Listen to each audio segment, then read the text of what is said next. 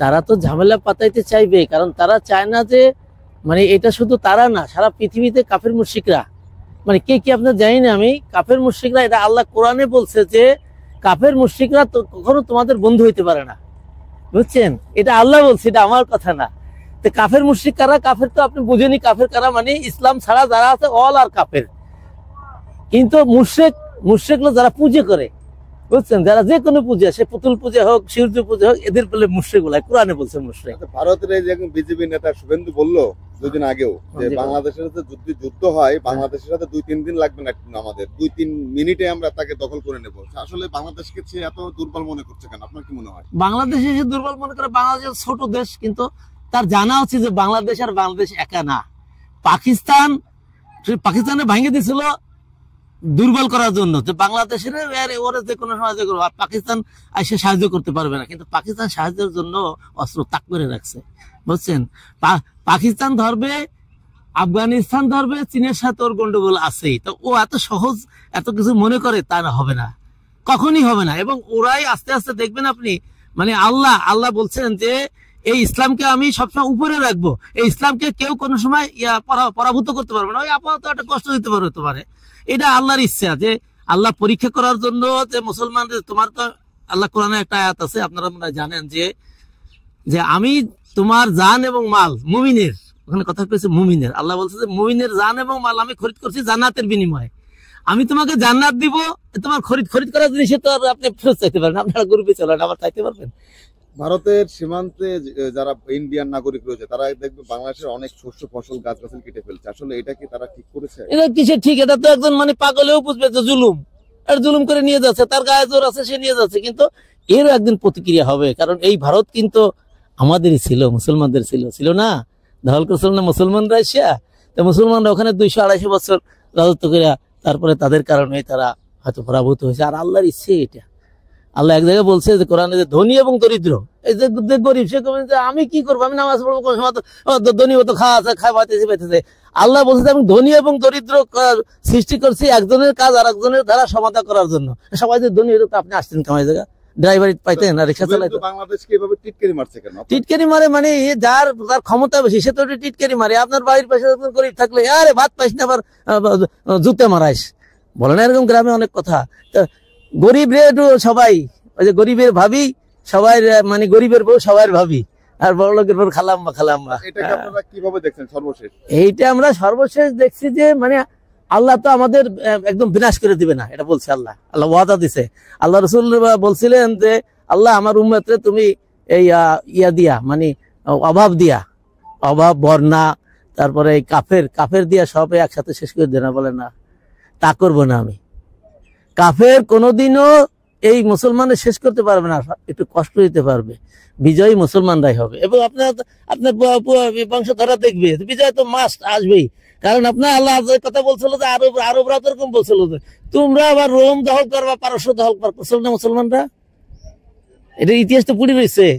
এখনো তো দেখেন ওই যে কয়জন ওই যে ফিলিস্তিনি, তাগো যাতে সরাইতে পারে না, তাকে সরাইতে পারতেছে না সারা পৃথিবীর সমস্ত কাফের। ওই যে আপনার ভালো জানেন, ইন্ডিয়া থেকে যে বিমানগুলো দিছে, যে যুদ্ধ বিমানগুলো দিছে, সেগুলোর গায়ে লেখা আছে ইন্ডিয়া, মেড ইন ইন্ডিয়া। তো সেই জন্য ওরা একটু কষ্ট দিতে পারবে। আর আল্লাহ চায় যে কে সাহায্য করে কি করে না দেখার জন্য। এখানে একজন গরিব মানুষ না খেয়ে মরে যেতে পড়ে যেতেছে, আপনি আপনার মতো চলে যেতেছেন, আল্লাহ দেখতেছে ও কতটুকু করলো, এটা লিখিত হয়ে যাচ্ছে সাথে সাথে। এইটাই আমরা আশাবাদী যে মানে কিয়ামত পর্যন্ত মারামারি ধরাধরি থাকবে, কিন্তু বিজয় আসবে। ঈসা আলাইহিস সালাম না আসা পর্যন্ত বিজয় আসবে না, সোজা কথা। এটা আল্লাহর কথা। এই মানে ঈসা আলাইহিস সালাম আসবে, মাহদী আলাইহিস সালাম আসবে, তার আগে এরা এসে একদম ফিনিশ করে দেবে, মানে আর কোনো মুসলিম থাকবে না, সবাই মুসলমান হয়ে যাবে। যেগুলো মুসলমান হবে না ফিনিশ হয়ে যাবে, যেগুলো সারেন্ডার করবে সেগুলো ভিন্ন কথা।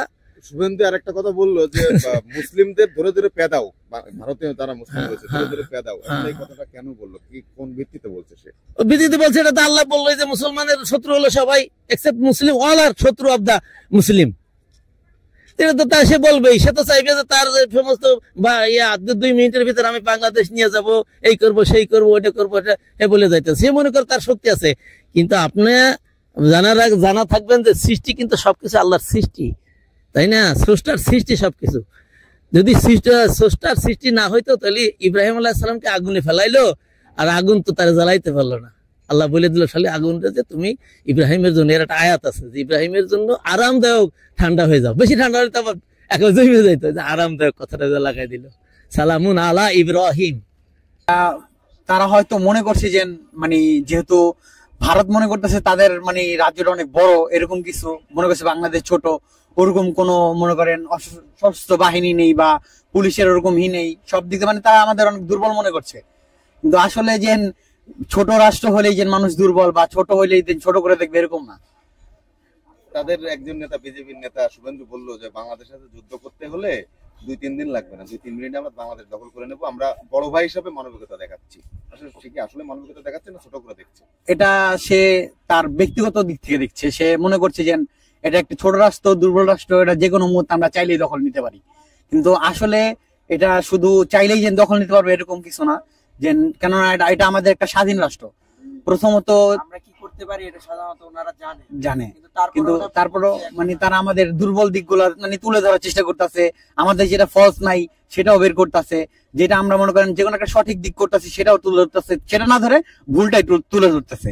আর দ্বিতীয়ত মনে করেন আমাদের বর্তমানের যেই প্রধানমন্ত্রী বর্তমান আছে তাকে নিয়ে অনেক রোস্ট চলতেছে, তারপরে তাদের অনেক বড় বড় অনেক নেতা ফেতার আছে, তারা মানে অনেক কিছু বলতেছে যেগুলা মানে বলা উচিত না, কিন্তু তারা আসলে সঠিক যে তথ্যটা সেটা প্রচার করতেছে না, ভুল তথ্যটা প্রচার করতেছে। এটাই বাংলাদেশকে এতটাই দুর্বল মনে হয় কি আপনার? আমি মনে করি যে তারা মনে করছে যে এতটা দুর্বল, কিন্তু বাংলাদেশ ততটা দুর্বল না। মানে হতে পারে যে সাময়িক বাহিনী, বিভিন্ন বাহিনীর দিক দিয়ে হইতে পারে যে তাদের থেকে আমাদের সংখ্যা কম, কিন্তু আমরাও কোন দিক দিয়ে কম না।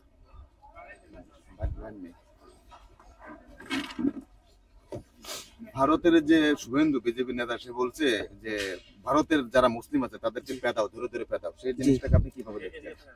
না, সেটা ওনারা বলছে, কিন্তু কোনোভাবে এটা পারবে না, কারণ আমাদের মুসলিম রাষ্ট্র আমরা একটা, তো আমাদের যখন ওদের দেশে আপনার মুসলিমদের অত্যাচার করা হবে, তখন আমার মনে হয় না যে ওনারা অত্যাচার করবে আমরা ওদের ছেড়ে দিব, কারণ আমরা যথেষ্ট পরিমাণ আমরা শক্তিশালী, আর আমরা কি করতে পারি না আর কি করতে পারি এটা পুরো রাষ্ট্র দেখেছে, পুরো বিশ্ব দেখেছে যে আমরা বাঙালিরা কি করতে পারি, কারণ আমরা একটা স্বাধীন রাষ্ট্র, আবার আমরা 71 স্বাধীন করছি, তো ওইটারও আমাদের একটা ক্ষমতা আছে। আবার কিছুদিন আগেও একটা ছাত্র আন্দোলন হয়েছে, ওইটা তো আমরা অনেকটা অবদান রাখতে পারছি, তার জন্য পুরো পৃথিবী সবাই আমরা জানে যে আমরা কি করতে পারি না করতে পারি। তো ওদের কথা ওনারা বলছে, ঠিক আছে, এখন ওরা যদি আগে আসে আমরা কাউকে ছেড়ে দিব না, আমরা ছাড়ার লোক না, আমরা সবকিছু কি যা করতে পারি আমরা প্রতিবাদ জানাবো, আমরা সবাইকে ওরকম ভাবেই মানে দেখবো যে ওরা কি করতে পারে, আর ওরা কি করতে পারে এটাও আমরা দেখবো, আর আমরা কি করতে পারি এটা আমরা দেখাবো। আর আমরা তো স্টুডেন্ট না, আমরা তো ওরা জানে যে স্টুডেন্ট কি করতে পারে, এটা সাধারণত ওরা জানে, আর কিছু বলার নাই।